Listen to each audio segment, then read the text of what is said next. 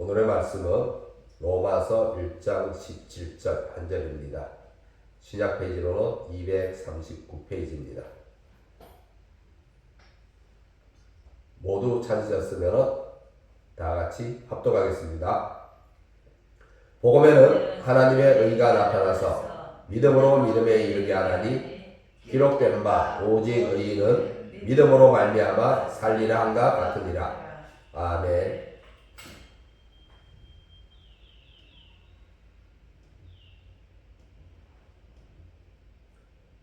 네, 오늘의 말씀은 의인으로 사는 길, 믿음입니다.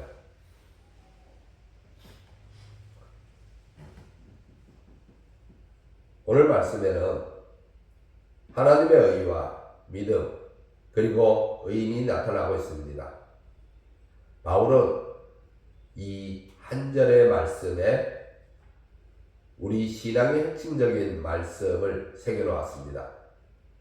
우리가 붙든 복음이 무엇인지를 말해주고 있죠. 우리가 받아든 복음이 왜 하나님의 은혜인지를 말해주고 있습니다. 바울은 복음을 부끄러워하지 않는다고 합니다. 그는 복음이 모든 믿는 자에게 구원을 주시는 하나님의 능력이라고 합니다. 그 이유가 바로 오늘의 말씀에 담겨 있습니다. 많은 사람들은 기독교가 선포하는 구원에 대해 이해하기 힘들어하며 그리고 이의를 제기합니다. 왜일까요? 왜 세상 사람들은 기독교의 구원을 이해하지 못할까요? 그것은 우리가 오랫동안 가지고 있던 관념 때문일 겁니다. 그렇다면 우리가 오랫동안 가지고 있던 관념은 무엇입니까? 우리의 관념 안에 지니고 있던 것은 무엇입니까? 우리의 관념에는 선과 악이라는 윤리적 관념이 오래전부터 장착되어 있었습니다. 그리고 이것은 인류 보편의 윤리적 관념이죠. 그런데 이 보편의 윤리적 관념이 객관적으로 그리고 절대적으로 우리의 관념 안에 들어와 있었던 것이 아닌 것이죠.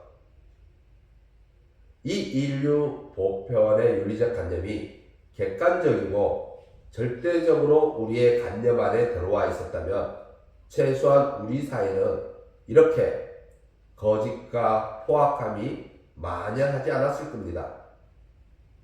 최소한 사람들이 죄악의 피해로 인해 힘들어하고 있지는 않았을 겁니다. 결국 우리가 장착하고 있다고 생각하는 인류 보편의 윤리적 관념은 객관적 윤리가 아니라 바로 내로남불의 윤리적 관념입니다. 달리 말하면 사람의 자기의가 장착되어 있습니다. 상대적 의가 장착되어 있습니다. 비교의 의가 장착되어 있습니다. 따라서 이런 관념 안에서는 복음이 말하는 믿음과 구원의 관계를 수긍하기가 쉽지 않습니다. 그래서 사람들에게는 상은 선한 사람이 받는 것이고 그렇다면 악인은 벌을 받는 것이 마땅하다는 본선징악적 윤리가 종교성으로 내재되어 있을 뿐입니다. 그러나 하나님의 말씀은 우리의 그런 관념을 완전히 뒤집는 놀라운 선포를 하고 있습니다. 선한 사람이 아니라 바로 죄인 또는 악인을 부르신다고 합니다. 죄인 또는 악인을 불러다가 의인이라고 칭하겠다는 것입니다. 죄인 또는 악인을 데려다가 하나님 나라를 만들겠다고 합니다. 믿어지십니까? 아멘. 저나 여러분은 믿어질지 몰라도 세상 사람들은 바로 여기서 발걸음을 멈칫하고 불신하며 이의를 제기합니다. 그러나 하나님은 그러한 사람들의 머뭇거림과 불신과 이의 제기에도 불구하고 믿음으로 나온 사람들에게 선포를 합니다. 바로 여러분에게 말입니다. 너는 지금부터 의인이야. 너는 죄인이 아니야. 악인이 아니야. 너는 지금부터 내가 구별했어. 너는 지금부터 거룩한 백성이 되었어. 라고 합니다. 이 얼마나 놀라운 은혜의 말씀입니까? 얼마나 놀라운 은혜의 선포입니까? 하나님은 무엇을 위해 이 놀라운 선포를 하고 계십니까? 회복을 위해서입니다. 재창조를 하기 위해서 우리의 구원을 선포하셨습니다. 우리가 죄인이라고, 우리가 연약하다고 찐누르고 윽박지르고 너는 왜 그것밖에 안 돼? 너는 왜 그것밖에 못해? 너 혼나 볼래? 라고 겁박하는 것이 아니라 지금부터 다시 시작하자. 너는 지금부터 의인이야. 너는 지금부터 거룩한 성도야. 그러니 다시 시작하자 라는 거죠. 바울은 바로 이 대목에서 복음에는 하나님의 의가 나타난다고 합니다. 시편 4편 5절을 보시면 주는 재앙을 기뻐하는 신이 아니시니 악이 주와 함께 머물지 못하며. 아멘. 시편 저자는 이렇게 분명하게 하나님이 어떤 분이신지를 말해주고 있습니다. 악과 함께하지 않는 분입니다. 하나님은 이런 분입니다. 악을 몹시 싫어하시죠. 악인이 다가오는 것을 좋아하지 않습니다.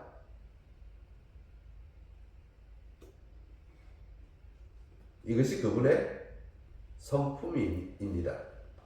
그런데 또 한편 시편 저자는 사람에 대해서도 이렇게 말하고 있습니다.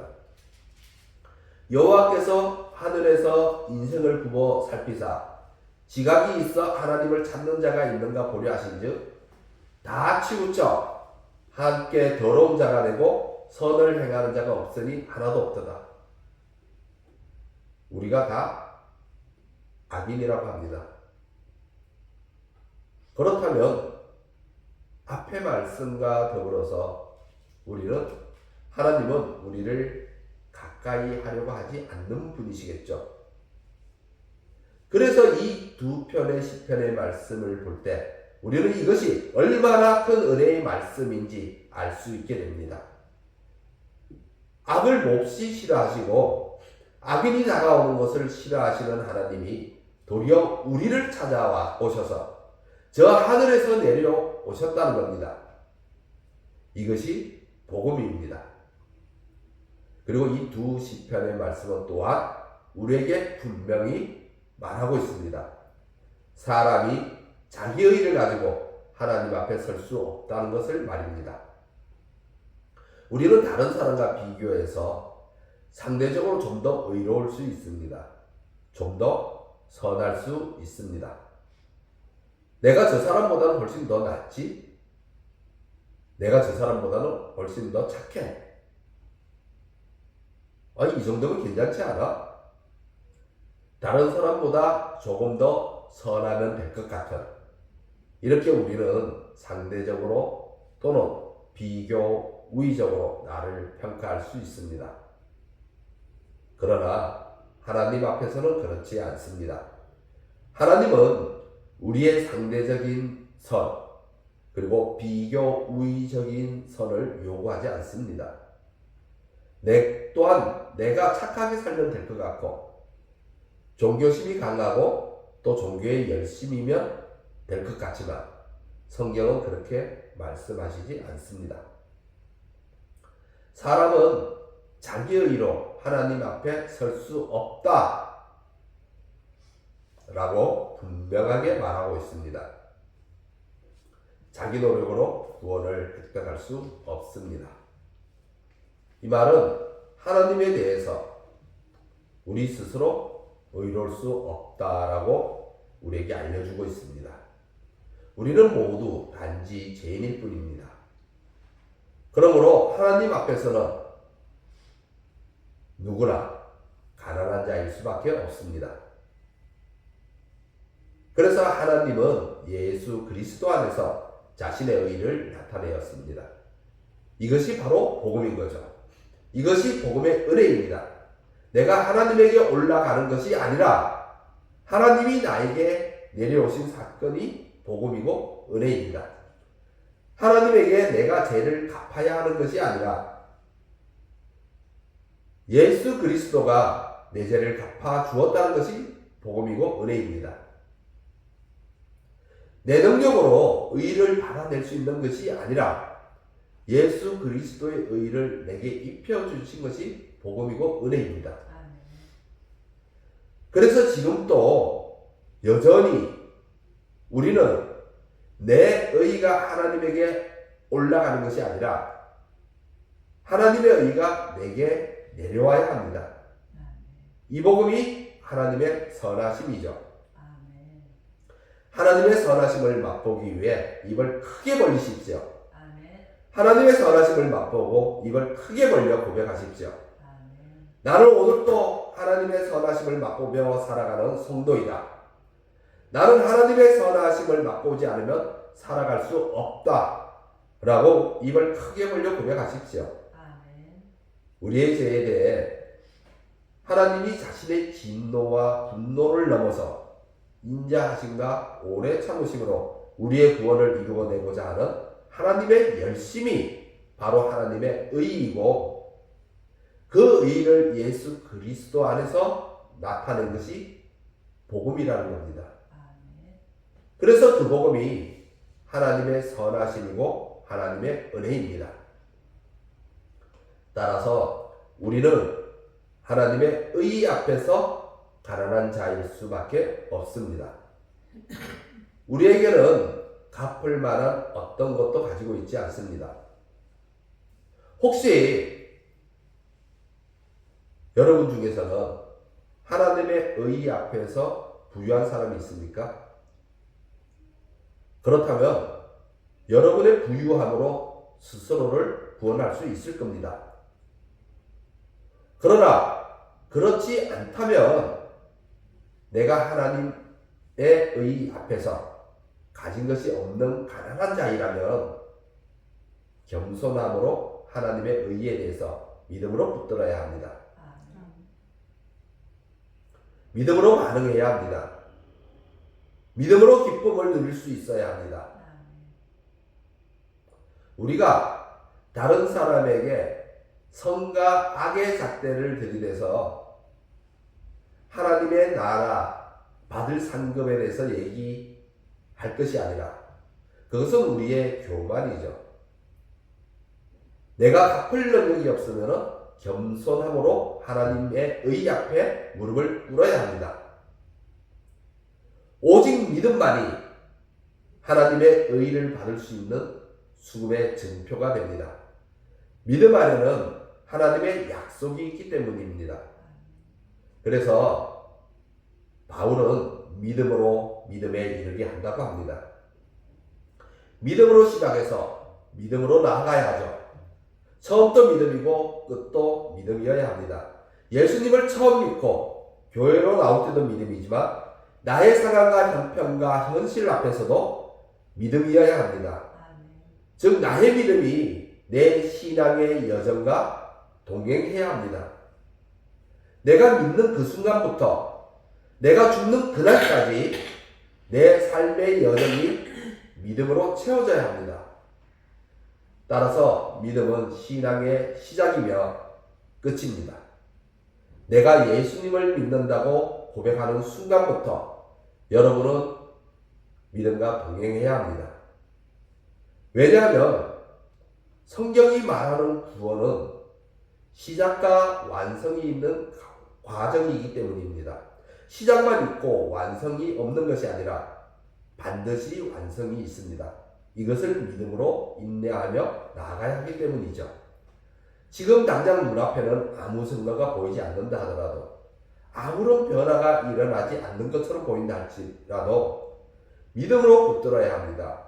보이는 소망은 소망이 아니라고 성경은 말하고 있습니다. 보지 못하는 것을 바랄 때는 참음으로 기다리라고 성경의 말씀은 말하고 있습니다. 보이지 않아도 그곳에서 하나님이 일하고 계심을 신뢰해야 합니다. 응답이 없어도 하나님이 내게서 숨어 계신 분이 아니라는 것을 믿어야 합니다. 내 문제에 대해 해결을 받지 못했다 하더라도 하나님이 나를 버리신 것이 아니라는 것을 믿어야 합니다. 하나님이 나를 여전히 붙들고 있는 것을 믿어야 합니다. 이 믿음은 막연한 기대가 아닙니다. 이 믿음은 나의 신념도 아닙니다. 잘 될 거야, 좋아질 거야 라고 스스로를 위로하는 것도 아닙니다. 믿음은 하나님을 신뢰하는 것입니다. 하나님이 어떤 분이신지를 아는 것입니다. 하나님은 선하시다는 것, 하나님은 신실하시다는 것, 하나님은 약속 위에서 이루어 나가신다는 것, 하나님은 하나님의 의를 붙든 모든 사람을 결코 포기하지 않으신다는 것을 아는 것이며 신뢰하는 것이며 흔들리지 않는 것입니다. 그런데 여러분 중에 흔들리는 분이 계십니까? 나의 연약함으로 인해 마음에 불안이 찾아들어옵니까? 나의 상황과 형편과 현실로 인해 힘들어하십니까? 아니면 신앙의 삶이 생각보다 기쁨을 찾기가 힘들어 지루하다는 생각이 드십니까? 여러분, 믿음은 바로 여러분의 이러한 현실을 부정하지 않습니다. 믿음은 바로 여러분의 그러한 현실 위에서 세워집니다. 힘들면 힘들다고 말하십시오. 어려우면 어렵다고 말하십시오. 눈물이 나면 우십시오. 신앙의 기쁨이 내게 없다면 없다고 하십시오. 신앙의 유익을 모르면 모르겠다고 하십시오. 그러나 그곳에서 포기하고 돌아서지는 마십시오. 반드시 여러분의 인내의 끝에서 여러분을 하나님은 만나주십니다. 하나님은 불꽃 같은 눈동자로 우리를 보고 계시는 분입니다. 하나님은 우리의 손을 잡고 계신 분입니다. 하나님은 실수하지 않으십니다.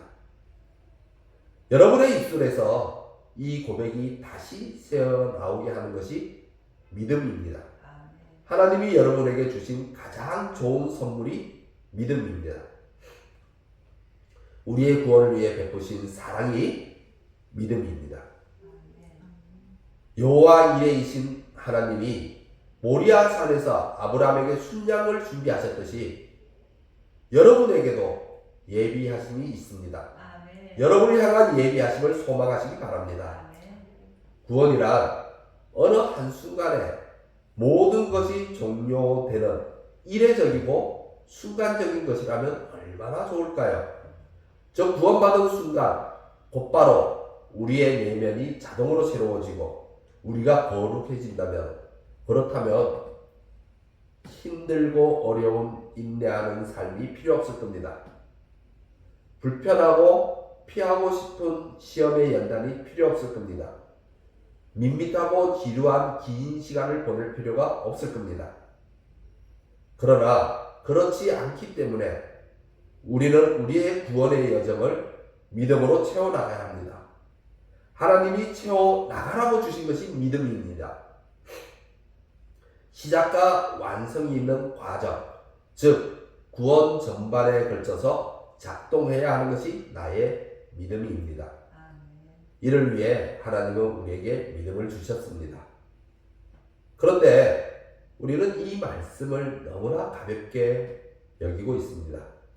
우리는 입으로는 예수님을 믿는다고 말하지만 실제의 삶에서 믿음의 모습을 잘 살펴볼 수 없다는 것이 우리의 안타까운 현실입니다. 내 형편이 잘 풀리면 하나님의 은혜라고 생각했다가 내 형편이 어려워지며 두려움에 휩싸이고 조급해지고 근심과 걱정과 염려에 빠져들고 내 계산이 앞서게 됩니다. 사람과의 관계가 좋을 때는 기뻐하고 즐거워하다가 관계가 나빠지면 냉랭함이 내 마음을 차지하고 좋지 않은 말들이 내 입술을 차지합니다. 사람의 말 한마디에서 그리고 내 앞에서 일어나는 여러 사건들에 의해서 나는 일희일비하게 됩니다. 현실의 삶 앞에서 입으로 했던 고백은 침묵하게 됩니다. 내 삶을 결정하는 것은 믿음이 아니라 내 앞에 있는 상황과 형편과 현실입니다. 믿음의 사람이라고 해서 그 사람에게 상황과 형편과 현실이 없는 것이 아닙니다. 믿음의 사람에게도 동일하게 상황과 형편과 현실이 있습니다. 그러나 믿음은 믿음의 사람에게 요구하는 것이 있습니다. 상황과 형편과 현실이 더 크게 느껴지는지 아니면 예수님이 더 크게 다가오는지 이러한 요구 가운데 우리의 연약함은 적나라하게 드러납니다. 상황과 형편과 현실이 더 크게 느껴지는 순간 우리는 잠시 예수님을 잊어버리게 됩니다. 입으로는 예수님을 믿는다고 하지만 나의 상황과 형편과 현실에 붙잡힘으로 인해서 나는 잠시 예수님을 잊어버립니다. 또 믿음의 사람에게 요구되는 것이 있습니다. 바로 나 자신을 예수님에게 맡길 수 있느냐 하는 겁니다. 즉 나의 생각보다 하나님의 말씀을 앞세우고 있는지, 내 지혜 내 능력보다 하나님의 인도함을 받고 있는지, 내 공로의 자랑이 아닌 하나님의 은혜에 더 감사하고 있는지, 그렇게 나의 미래를 주님에게서 구하고 있는지 말입니다. 그래서 믿음으로 산다는 것은 예수 그리스도를 붙드는 것입니다. 왜냐하면 하나님이 나를 사랑하시는 것은 내가 괜찮은 사람이기 때문이 아닙니다. 내가 남보다 더 윤리적이어서 하나님이 나를 환영하는 것이 아닙니다. 오직 예수 그리스도로 인해서입니다. 이에 말씀은 오직 의인은 믿음으로 살리라 라고 합니다. 그런데 우리가 현실에서는 믿음이 아니라 돈으로 사는 것처럼 보입니다. 돈이 있으면 마음껏 먹을 수 있고, 돈이 있으면 모든 필요를 채울 수 있고, 돈이 있으면 세상을 즐길 수 있고, 돈이 있으면 건강도 챙길 수 있는 것처럼 보입니다. 그렇게 돈이 우리의 눈을 사로잡습니다. 우리의 마음을 파고듭니다. 세상은 이렇게 우리에게 믿음이 아닌 다른 방식을 알려주고 있습니다. 더 많이 가져야 산다고 가르칩니다. 더 인정받아야 산다고 알려줍니다. 더 강해야 산다고 소리치고 있습니다. 다른 사람보다 앞서야 산다고 권면하고 있습니다. 그러나 복음은 전혀 다른 길을 제시합니다. 움켜쥐어야 사는 것이 아니라 믿어야 삽니다. 가져야 사는 것이 아니라 맡겨야 삽니다. 증명해야 사는 것이 아니라 은혜 안에 머물러야 삽니다. 돈은 우리의 궁극적인 생명을 보장하지 않습니다. 우리의 인생을 책임지지 않습니다. 우리의 주님은 이에 사람이 떡으로만 살 것이 아니요 하나님의 말씀으로 산다고 했습니다. 사람은 육신의 필요를 채우는 것만으로 사는 존재가 아닙니다. 성경은 우리에게 분명히 알려주고 있습니다. 사람은 육신의 필요뿐만 아니라 영적인 필요도 채워야 함을. 따라서 우리의 영적 결핍은 하나님에게 접붙임을 통해서 채워집니다. 그리고 하나님에게 접붙이는 것은 믿음으로 가능하게 됩니다. 그러므로 믿음 안에서 복락을 구할 수 있고 평안을 누릴 수 있으며 기쁨을 누릴 수 있습니다. 모든 필요의 샘에서 흘러나오는 은혜를 누릴 수 있게 됩니다. 그렇지만 우리는 자기 확신대로 살고 싶은 마음이 있습니다. 내 계획대로 되어야 안심이 됩니다. 내 손에 쥐어진 것이 있어야 평안합니다. 내 눈앞에 결과가 놓여 있어야 마음이 놓입니다. 그러나 하나님은 우리를 그런 방식이 아니라 믿음의 방식으로 이끄십니다. 하나님은 우리가 결과를 붙잡는 사람이 아니라 믿음을 붙잡는 사람이 되기를 원하십니다. 신앙의 어려움은 바로 여기에 있습니다. 하나님은 우리를 믿음의 자리로 부르시는데 우리는 확인의 자리로 가고 싶어 합니다. 하나님은 나를 믿으라고 하시는데 우리는 먼저 보여달라고 말합니다. 하나님은 내가 너와 함께 한다고 하시는데 우리는 상황이 좋아지면 믿겠다라고 합니다. 그러나 믿음은 보고 나서가 아니라 하나님의 말씀으로 인한입니다. 사랑하는 성도 여러분, 우리가 살아가다 보면 다양한 현실 앞에 놓이게 됩니다.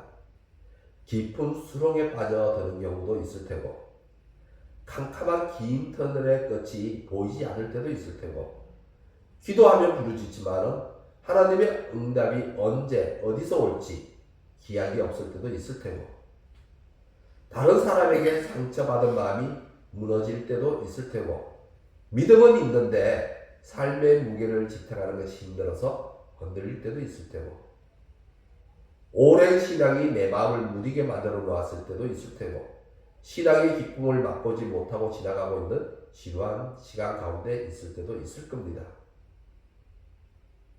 그런데 오늘 하나님은 우리에게 묻지 않으십니다. 너는 얼마나 인내심이 있느냐? 너는 얼마나 담대하느냐? 너는 얼마나 능력이 있느냐? 너는 얼마나 많은 것을 가졌느냐? 너는 얼마나 잘할 수 있느냐? 너는 얼마나 많은 믿음을 가졌느냐? 우리에게 놓인 상황 앞에서 하나님은 이렇게 묻지 않습니다. 하나님은 어떠한 상황 앞에서도 우리에게 동일한 질문을 하시죠. 그 질문은 너는 나를 믿느냐? 여러분은 예수님을 믿습니까? 신앙의 본질이 바로 여기에 있습니다. 나는 연약하지만 하나님은 강하십니다. 나는 부족하지만 하나님은 부유하십니다. 나는 흔들리지만 하나님은 반석이십니다. 나는 내일을 모르지만 하나님은 우리의 미래를 아십니다. 나는 길을 다 보지 못하지만 하나님은 길을 내시고 계십니다. 그래서 의인은 자기 실력으로 사는 사람이 아니라 오직 믿음으로 사는 사람입니다. 믿음으로 사는 사람은 넘어지지 않는 사람이 아니라 넘어져도 하나님을 붙드는 사람입니다. 울지 않는 사람이 아니라 울면서도 하나님께 나아가는 사람입니다. 문제가 없는 사람이 아니라 문제 속에서도 복음을 놓지 않는 사람입니다. 그러므로 오직 의인은 믿음으로 말미암아 살리라는 우리 인생 전체를 붙드는 하늘의 선언입니다. 세상이 뭐라고 말하든 환경이 어떻게 바뀌든 내 감정이 얼마나 흔들리든 하나님의 성도는 믿음으로 삽니다. 믿음으로 시작했고 믿음으로 나아가고 있으며 믿음을 끝까지 붙들 것입니다. 사랑하는 성도 여러분, 오늘도 눈에 보이는 것보다 하나님의 말씀을 더 신뢰하시기 바랍니다. 내 감정보다 하나님의 약속을 더 붙드시기 바랍니다. 내 형편보다 복음을 더 크게 보시기 바랍니다. 그리고 하루하루 이렇게 고백하며 사시기 바랍니다. 다 같이 한번 고백해 볼까요? 나는 내 힘으로 살지 않는다. 내 힘으로 살지 않는다. 나는 오늘도 믿음으로 살아간다. 나는 오늘도 믿음으로 살아간다. 아멘. 여러분에게 축복이 있길 바랍니다. 아멘. 이 고백이 우리 안에 살아 숨쉬기를 주님의 이름으로 축원합니다. 아멘. 기도하겠습니다.